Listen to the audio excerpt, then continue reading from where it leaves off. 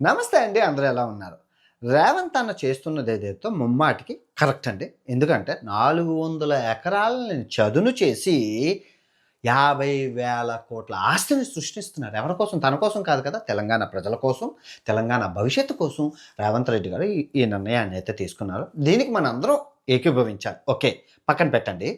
ఇప్పుడు ఈ డబ్బంతా వస్తే తెలంగాణ అభివృద్ధి చెందుతది. దేశంలో ఈ భారతదేశ పటంలో తెలంగాణ అనేది ఒక బంగారు 40, 50,000 కోట్లు అంటే మామూలు విషయం కాదు. ఓకే. ఇంకో విషయం ఏంటంటే రేవంత్ రెడ్డి గారు గుంటనక్కలు అన్నది యూనివర్సిటీ స్టూడెంట్లు కాదండి. ఆ ఆ సిట్యుయేషన్‌ని అదే ఆహ్, ఆహ్, ఆహ్, ఈ ఈ విప్లవం ఏదైతే ఉందో దాన్ని క్యాష్ చేసుకోవడానికి వస్తున్న రాజకీయ నాయకుల్ని, ఆ వీడియోలు చేసే వాళ్ళని గుంటనక్కలు అన్నారే గానీ, ఎక్కడ ఆయన అనలేదు. సో, తప్పు అది. చాలా తప్పు. మనం అలా అనకూడదు. ఓకే. ఒక సీఎంని మనం అలా నిందించకూడదు. ఓకే. ఇప్పుడు మీకు నేను ఒక కథ చెప్తాను. ఆ కథని పూర్తిగా విన్నాక న్యాయం, ధర్మం రేవంత్ అన్న కరెక్టా? స్టూడెంట్స్ కరెక్టా? అన్నది మీరే తేల్చాలి. ఓకే.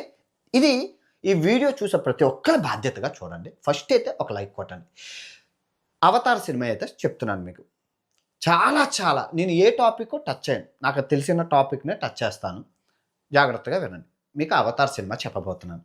ఏంటండి 'అవతార్' సినిమా ఎందుకు చెప్తున్నారంటే చాలా ఇంపార్టెంట్. మీరందరూ తెలుసుకోవాలి. 'అవతార్' సినిమాకి మీరు ఇప్పుడు ఎళ్ళబోతున్నారు. మీకు విజువల్ ఎఫెక్ట్స్ అన్నీ పెట్టి చెప్తాను. ఫస్ట్ అయితే లైక్ కొట్టండి. లైక్ బటన్ నొక్కండి. నొక్కారు. హమ్మయ్య! లైక్ బటన్ నొక్కారు కదా! ఓకే. ఇప్పుడు 'అవతార్' సినిమా చూసుకుంటే, ఈ భూమి మీద ఉన్న మన మనుషులు ఏం చేస్తారంటే, ఈ భూమి మీద లేని ఖనిజం ఏదైతే ఉందో, ఆ ఖనిజం అనప్టేనియం. ఆ అనప్టేనియం ఖనిజం కొన్ని వేల కోట్ల ఖరీదు చేస్తది. సో, ఆ అనప్టేనియం ఖనిజం అన్ని గ్రహాలు, నవగ్రహాలు దాటేసి, ఈ నవగ్రహాలు దాటేసి, ఆ తర్వాత గ్రహం ఏదైతే ఉందో పాండోరా ఈ గ్రహం ఉంది కదా! ఈ పాండోరా గ్రహంలో ఉంటది అనప్టేనియం అనే ఖనిజం. సో, అది ఇంత ముక్క తీస్తే చాలు. చిన్న ముక్క తీస్తే చాలు కొన్ని వేల కోట్ల ఎనర్జీ అన్నీ వస్తాయన్నమాట భూమి మీద. సో, దానికోసం అని చెప్పి ఈ భూమి మీద మనుషులు ఎవరైతే ఉన్నారో ఆ మనుషులందరూ కలిపి 5 సంవత్సరాలు ప్రయాణించి ఈ పాండోరా గ్రహానికి చేరుకుంటారు. సో, మన భూమి మీద మనుషులు ఎలా మనం ఉన్నట్లే ఈ పాండోరా గ్రహం మీద కూడా నావీ జాతి తెగ వాళ్ళు ఆటవిక మనుషులుంటారు. మనకన్నా కొంచెంత ఎత్తు ఉంటారు. నీలం రంగులో ఉంటారు. సో, వీళ్ళు అక్కడ అడవి మనుషులు. అంటే వాళ్ళు టెక్నాలజీ లేదు. మనలాగా మన గ్రహం మీద ఉన్నట్టు టెక్నాలజీ వాళ్ళకి లేదు. అంతా అడవి మనుషులే. సో, వాళ్ళ దేవుడు ఈవా దేవుడు. మనకి ఎలాగా దుర్గమ్మ, మైసమ్మ, పోచమ్మ, తర్వాత యేసుప్రభువు, అల్లా మనకెలా మనుషులకున్నామో ఆ పండోర గ్రహం మీద కూడా ఏవా దేవుడున్నారు. ఆ ఏవా దేవుడు ఒక చెట్టు రూపంలో ఉంటారు. పెద్ద చెట్టు. సో, ఆ చెట్టు కిందనే ఈ అనప్టేనియం అనే ఖనిజం ఉంటది. ఓకే. సో, ఈ ఖనిజము ఆ చెట్టు కిందుంది. సో, మరి కాకపోతే మరి ఆ ప్రజలందరికీ మరి అది కుల దైవం కదా! ఏంటి మీ దైవాన్ని కూల్చేసి మేము ఆ ఖనిజాన్ని మేము మా భూగ్రహానికి తీసుకెళ్ళిపోతాం అంటే వాళ్ళు ఒప్పుకుంటారా? ఒప్పుకోరు. అప్పుడు ఈ మనుషులు ఏం చేస్తారు? వాళ్ళ రూపంలో మారిపోయి ఆళ్ళ రూపంలో మారిపోయి, వాళ్ళతో స్నేహం పెంచుకొని, వాళ్ళలో ఒక మనిషిలా కలిసిపోయి ఈ విషయం చెప్తారు. సో, కాకపోతే ఈ మనుషులు టెక్నాలజీతో ఉండడం వల్ల వీళ్ళు ఆ గ్రహంలో ఉన్న ఆ చెట్టుని కూల్చేయడానికి, ఆ అడవిని నాశనం చేయడానికి బుల్డోజర్లు, హెలికాప్టర్లు, ఏరోప్లేన్‌లు ఇయన్నీ తీసుకెళ్తారు. ట్యాంకర్లు, యుద్ధ సామాగ్రి, గెన్నలు, అమ్మో! తుపాకులు అన్నీ తీసుకెళ్తారు.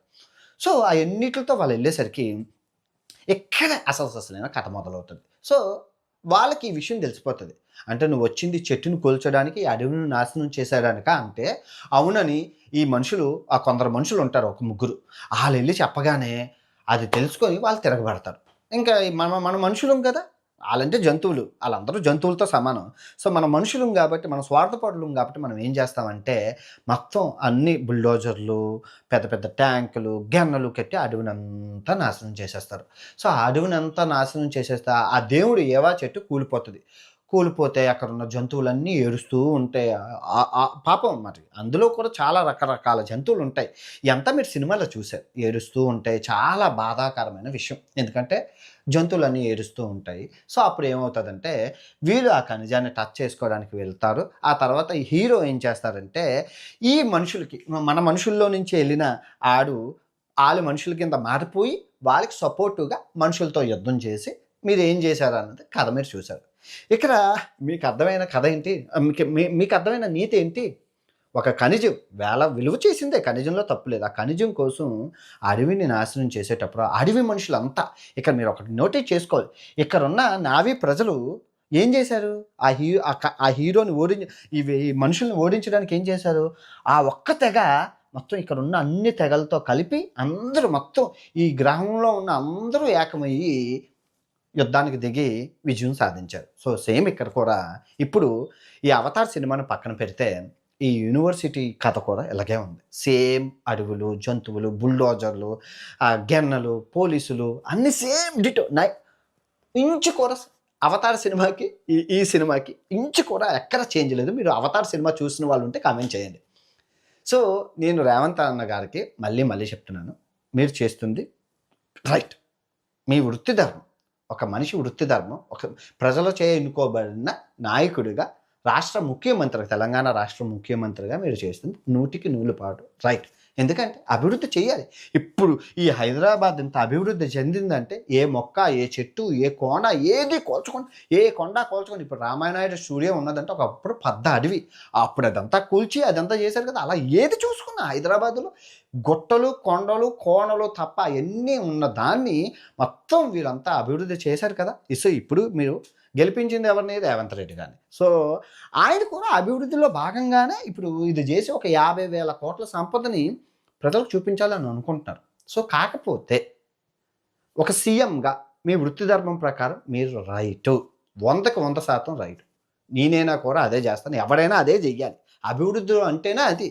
ఇప్పుడు కాకపోయినా రేపొద్దున్నైనా ఇంకోటి ఎవరైనా అదే భూమిని లాక్కోవాలి. ఎందుకు లాక్కోవాలి చెప్పండి? ఇప్పుడు భారతదేశం 2027లో భారతదేశం జనాభా ఎంత? 140 కోట్లు. రేపు 200 కోట్లు అవుతుంది, రేపు 300 కోట్లు అవుతుంది. కోట్లు అయితే భారతదేశం ఎంత ఉంది? ఇంత ఉంది. ఇంత చిన్నది భారతదేశం, చిన్నది. సో మరి ప్లేస్ సరిపోతే భూమిని ఆక్రమించుకోవాలి కదా, వ్యాపారం చేయాలి కదా. ఫర్ ఎగ్జాంపుల్ ఉంది, బ్రెజిల్ ఉంది, ఇంత పెద్దది. ఈ భారతదేశాన్ని 1, 2, 3 ఇంకా సగం 4, అంటే 4 భారతదేశాలు కలిపితే ఒక బ్రెజిల్ దేశం. మరి బ్రెజిల్ దేశంలో ఎంతమంది ఉన్నారు చెప్పండి? 20 కోట్ల జనాభా ఉంది. అవును, బ్రెజిల్ అంటే ఏంటి? అమెజాన్ అడవులు. అమెజాన్ అడవులు అంటే ఏంటి? ఈ ప్రపంచానికి ఊపిరితిత్తులు, ఈ ప్రపంచం అన్నిటికీ ఆక్సిజన్ ఇస్తుంది ఈ బ్రెజిల్ దేశం. ఇక్కడ ఉన్న అమెజాన్ అడవులు ఈ ప్రపంచం అంతటికీ ఆక్సిజన్ ఇస్తుంది, అంతే కదా. సో సేమ్ ఇప్పుడు కూడా పరిస్థితి ఏమైంది అంటే, ఈ హైదరాబాద్లోని సిటీ సెంటర్లో, అదే ఆ సెంటర్ నడిబొడ్డున ఉన్న ఆ యూనివర్సిటీలో నుంచి ఊపిరితిత్తులు, ఆ ఊపిరితిత్తుల్లో వస్తున్న ఆక్సిజనే ఈ హైదరాబాద్ రణగణ ధ్వనుల్లో ఉన్న ఈ మొత్తం హైదరాబాద్కి ఆక్సిజన్. సో ఇప్పుడు అభివృద్ధిలో భాగంగా ఆయన చేస్తున్నది రైటే, కానీ ఒక మనిషిగా, ఆయన కూడా ఒక మనిషి కాబట్టి అది తప్పు. ఎందుకు తప్పు అంటానంటే, ఆయన చేస్తుందో రైటు, కానీ ఒక మనిషిగా ఆయన చేస్తుందో తప్పు. నేను కూడా మనిషినే, నాకు కూడా ఆక్సిజన్ కావాలి, నాకే కాదు ఎవరికైనా ఆక్సిజన్ కావాలి. ఓకే, మీరు జాగ్రత్తగా వినండి. ఇప్పుడు ఈ హైదరాబాద్ ఏదైతే ఉందో, ఈ హైదరాబాద్కి ఊపిరితిత్తులు లాంటివి ఈ పరిసర ప్రాంతాల నుంచి ఆక్సిజన్ వస్తున్నాయి. ఆ ప్రకృతి సహకరించట్లేదు. ఆ ప్రకృతి ఘోష నేను వింటున్నాను, కొన్ని వీడియోలు చూశాను. ఆ ప్రకృతి ఆ ఘోష పెట్టి, మనం ఇప్పుడు ఈ జంతువులన్నిటికీ బ్రెయిన్ ఉంటే మన మీద తిరుగుబడి దాడి చేస్తాయి. అలా మా ఇల్లుని నువ్వెవరో మా ఇల్లు నాశనం చేయడానికి అని చెప్పి. ఆ జంతువులకు బ్రెయిన్ లేదు కాబట్టి వాటిని తన్ని తగిలేసి మనం ఇల్లులు కట్టుకుంటున్నాం. కోర్స్ మన ఇల్లుని నాశనం చేస్తే ఎవరైనా అలాగే బాధపడరు. సేమ్ అదే జరుగుతుంది ఇక్కడ. రేవంత్ అన్న, పంచభూతాలకి మనం ఆగ్రహం కలిగించకూడదు, ప్రకృతి విరుద్ధంగా ఏ పనులు చేయకూడదు. ఎందుకంటే ఆ పక్షుల ఘోష, ఆ జంతువుల ఘోష వినబడుతుంది. మీకే చెప్తున్నాను, ఇది పర్సనల్గా మీకు, మీ ఫ్యామిలీకి అది తగలకూడదు. ప్రకృతికి ఆగ్రహం కలిగించి, ప్రకృతి విరుద్ధంగా మీరు చేస్తుంది మీ వృత్తి ధర్మం ప్రకారం ఒకటి, కానీ ఒక మనిషిగా ప్రకృతి పగబట్టిందంటే అది ఎంతట వాడైనా సర్వనాశనం చేస్తుంది. గుర్తుపెట్టుకోండి. మీరు హెలికాప్టర్లో వెళ్తుంటారు, రోడ్ల మీద వెళ్తుంటారు, ప్రకృతి విరుద్ధంగా ఇటువంటి పనులు మీరు ఏదైనా పని చేసేటప్పుడు డిస్టర్బెన్స్ లేకుండా ఉంటే అది విజయం. కానీ డిస్టర్బెన్స్ వచ్చింది అంటే అది మనం ఆగాలి. ప్రకృతి మనకి సైన్ ఇస్తుంది. ఎగ్జాంపుల్ నేనే 5 సంవత్సరాలు మొత్తం ఇవన్నీ తిరిగేశాను. 7 సప్త సముద్రాలు, 5 5 మహాసముద్రాలు, 7 సప్త సముద్రాలు, 7 ఖండాలు, ఉత్తర ధ్రువాలు, దక్షిణ ధ్రువాలు, కొండలు, కోనలు, అడవులు, వంకలు ఎన్నో చేశాను. చిన్న గీత కూడా నాకు పర్లేదు. చిన్న గీత, జలపాతాలు ఒకటి నిన్ను చేసిన సాహసాలు. ఈ ఈ కిలిమంజారో కొండ, సాహసోపేతమైన కొండలు, అడవులు. అసలు అమెజాన్ అడవులో 90 రోజులు ఉన్నాను. మీరు ఆ వీడియోలు అన్నీ చూసుకోవచ్చు. చిన్న అందులో విష కీటకాలు ఎన్నో ఉంటాయి. నాకు వీడియోగ్రఫీగా ప్రతిదీ ముట్టుకునేవాడిని. చిన్న కీటకం కరిసినా చచ్చిపోతాం. కానీ నాకు చిన్న గీత పర్లేదు, చిన్న రక్తం చుక్క కూడా కారలేదు. నన్ను గల కారణం ఏంటంటే ప్రకృతి నన్ను సహకరించింది. కానీ చాలామంది వెళ్ళారు, చాలామంది అనుకొని వెళ్ళారు, వ్యాపారం కోసం వెళ్ళాడు. 3 రోజులకే ఇంటికి వచ్చారు. జ్వరాలు, జబ్బులు, రోగాలు అన్నీ ఫెయిల్యూర్ అయిపోయాయి. కానీ నేను 5 సంవత్సరాలుగా ఉన్నాను. ఎందుకంటే ప్రకృతికి నేను ఎప్పుడూ ఎగ్నిస్ట్గా వెళ్ళను. ప్రకృతి ప్రేమికుడుగా చాలా ప్రకృతికి నేను రోజు ఏదో ఒకటి చేస్తూ ఉంటాను. ప్లాస్టిక్ కవర్లు వాడను, చేతులతో పట్టుకుంటాను, జోబుల్లో పెట్టుకుంటాను, చాలా వీలైనంత వరకు. సో మీరు కూడా ప్రకృతికి ఎగ్నిస్ట్గా వెళ్ళకండి.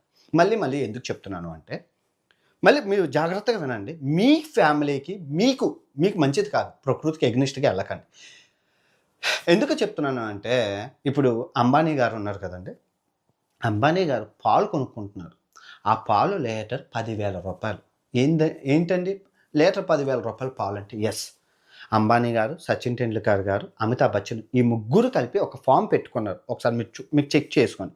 ఆ ఫామ్లోని ఆవులు, స్వచ్ఛమైన ఆవులు, పచ్చగడ్డి, డాక్టర్లు పెట్టి ఆవు పాలు తయారు చేసి, ఆ పాలు టెస్ట్ చేసి ల్యాబొరేటరీకి పంపించి, ఆ పాలు మళ్ళీ ప్లాస్టిక్ కవర్లకు తగలకుండా గ్లాసుల్లో వేసి, గ్లాస్ బాటిల్లో వేసి సచిన్ ఇంటికి, అంబానీ ఇంటికి, అమితాబ్ బచ్చన్ ఇంటికి వెళ్తున్నాయి. రోజు 10,000 రూపాయలు లీటర్ ఒక లీటర్ పాలు పడుతున్నాయి. కానీ ఇప్పుడు మనం ఏం తాగుతున్నాము?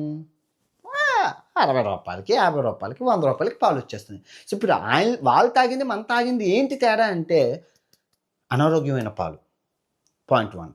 పాయింట్ 2, ఇప్పుడు చిరంజీవి గారు కానీ, బాలకృష్ణ గారు కానీ, కేటీఆర్ గారు కానీ, కేసీఆర్ గారు కానీ, ఎవరైనా డబ్బున్న వాళ్ళు తినేది ఆర్గానిక్ బియ్యం. ఆ బియ్యం ఎంత? కేజీ ఎంత? 600 రూపాయల నుంచి 1000 రూపాయలు ఉంటాయి. ఆర్గానిక్ అంటే కెమికల్ వేయకుండా. అన్నం చాలా ముద్దగా ఉంటుంది. ముద్దగా ఉన్నా కూడా ఆర్గానిక్, కెమికల్ ఫ్రీ. అటువంటి అన్నాన్ని ఎవరు తినేవాళ్ళు? మా తాతలు, మా ముత్తాతలు, ఆ తాతల కాలం నాటి తినేవారు. కానీ ఇప్పుడు మా అమ్మ, మా నాన్న ఏం తింటున్నారు? గవర్నమెంట్ ఇచ్చిన రేషన్ బియ్యం తింటున్నారు. అనారోగ్యం కదా, కెమికల్ రైస్. అంతేనా?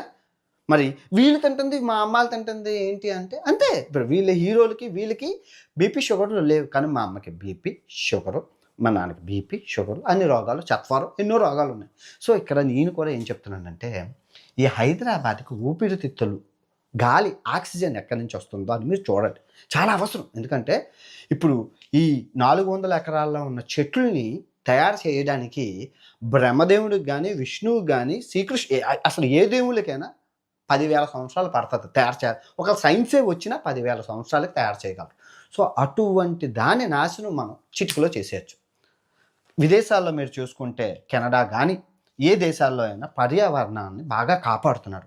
ఇప్పుడు ఈ కెనడాలో ఒక చెట్టు, ఒక 10,000, ఒక మనిషికి 10,000 చెట్లు, 1000 మందికి ఒక సరస్సు ఉంది. కానీ మన భారతదేశంలో 10,000 మందికి ఒక చెట్టు ఉంది. సో మనం ఆ చెట్టుని కూడా మనం తొంచడం అనేది, అధిక జనాభా కలిగిన భారతదేశం, చైనా కూడా ఇదే సమస్య బాధపడుతుంది. మన భారతదేశం కూడా ఇదే సమస్య. అభివృద్ధి అందరికీ అవసరమే. కానీ దానికి ఇంకా మార్గాలు ఉన్నాయి. మనం ముందు సెంటర్లో ఉన్నదాన్ని మనం నాశనం చేయాలి. ఎందుకంటే ఎక్కువ ప్రజలు ఎక్కడ ఉంటారు. ఇక్కడ కార్బన్ మనకి పర్యావరణానికి మొత్తం కాలుష్యం ఇక్కడి నుంచే రిలీజ్ అవుతుంది. దానికి ప్రత్యామ్నాయంగా చెట్లు ఉండాలి, ఆక్సిజన్ రావాలి. సో మీరు అర్థం చేసుకుంటారు అని అనుకుంటున్నాను. యాజ్ అ సీఎంగా మీకు అన్నీ తెలుసు. మీరు చూడండి, మీరు చేస్తున్నది మంచి. కానీ ఒక మనిషిగా ఒకసారి ఆలోచించండి. సీఎంగా నేను తప్పబట్టను. అభివృద్ధి కోసమే కదా జనాలు ఓట్లేసి గెలిపించింది. దేనికి? అభివృద్ధి కోసమే. మా అభివృద్ధికి మళ్ళీ ఆటంకం కలగకూడదు. కానీ ఇక్కడ కానీ అనేది చాలా ఇంపార్టెంట్. ఇంతవరకు వెళ్తాం. ఇంకా ఆ యూనివర్సిటీని కూడా కూల్చేసి, రేపు ఇంకో సీఎం వస్తా ఆ యూనివర్సిటీ కూల్చేసి అభివృద్ధి అని చెప్పి ఇంకోటి ఇంకా అలా చెప్పుకుంటూ పోతే మొత్తం హైదరాబాద్ మేడల్లాగా ఉంటుంది. ఏది దుబాయ్ లాగా. కానీ దుబాయ్లో ఇప్పుడు ఏం చేస్తున్నారు? Simple logic. వర్షం కోసం అదే డబ్బుని ఖర్చు పెడుతున్నారు. వర్షం ఉండట్లేదు. ఇదండి, ప్రకృతి పగబట్టిందంటే అసలు ఏ దేశమైనా సర్వనాశనం అయిపోతుంది. ఎగ్జాంపుల్ నిన్నే చూశారు, బ్యాంకాక్ మొత్తం షేక్ అయిపోయింది, భూకంపం వచ్చింది. చూడండి, అంత పెద్ద బిల్డింగులు తప్పని నేల కూలిపోయాయి. సో ప్రకృతికి విరుద్ధంగా ఏ పని మనం చేయకూడదు. అభివృద్ధి అందరికీ అవసరమే. కానీ దానికి చూసుకోవాలి. మనం పర్యావరణాన్ని రక్షించాల్సిన బాధ్యత కూడా గవర్నమెంట్‌కుంది. ఎందుకంటే అధిక జనాభా కలిగిన దేశాలు భారతదేశం, అధిక జనాభా కలిగిన ఈ చైనా ఈ 2 దేశాలు న సగానికి సగం ఈ భూమండలాన్ని నాశనం చేస్తున్నాయి. అది మనకు రాకూడదు. ఈ చెట్టు అనేది ఒక చెట్టు పెంచడం చాలా కష్టం. కానీ చెట్టుని పడగొట్టడం చాలా ఈజీ ఇప్పుడున్న సిట్యుయేషన్‌లో. ఓకే. ఐ హోప్ మీకు అర్థం చేసుకుంటారనుకోండి. తప్పులుంటే నన్ను క్షమించండి. మీ అభిప్రాయాలు కూడా కిందన తెలియజేయండి. ఐ హోప్ వృక్షో రక్షిత రక్షితః అంటారు. ఒక పర్యావరణ ప్రేమికుడిగా నాకు చాలా బాధగానే ఉంది. కానీ ఒక దేశం అభివృద్ధి చెందాలి అంటే అందులో నాది ఓకే. 50,000 కోట్లు విదేశాల పెట్టుబడులు అబ్బా! అయన్నీ చూస్తే అది కూడా బావుంది. బట్ దేవుడే దాన్ని నిర్ణయించాలి. పెద్దవాళ్ళు, మనకన్నా పెద్దవాళ్ళు, మనకన్నా మహానుభావులు ఉన్నారు. ప్రజలు కూడా ఉన్నారు. వాళ్ళే తెలుసుకుంటారు. ఐ హోప్ మంచిగా జరగాలి. సర్వజన సుఖినో భవంతు. ఈ వీడియో ఇంతటితో సమాప్తం.